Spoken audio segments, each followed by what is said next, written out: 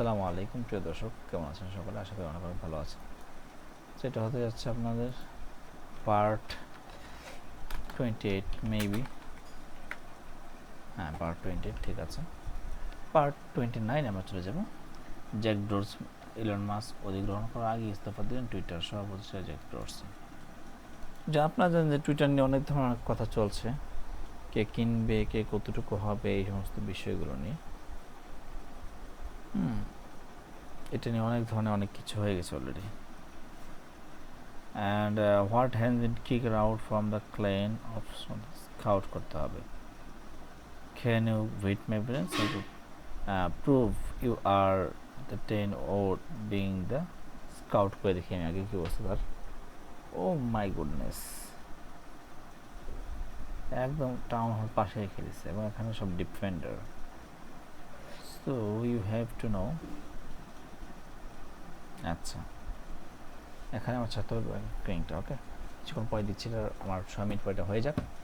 Jack Dorsey যে আপনার Elon Musk Twitter মালিক হওয়ার আগে পরে বিষয় নিয়ে যে কী বিস্তর চর্চা হয়েছিল তা মোটামুটি সকলেই জানা।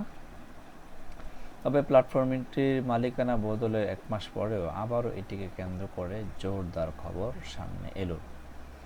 আসলে সম্প্রতি টুইটার বোর্ড থেকে পদত্যাগ করেছেন সংস্থার প্রাক্তন সিইও জ্যাক ডরসি।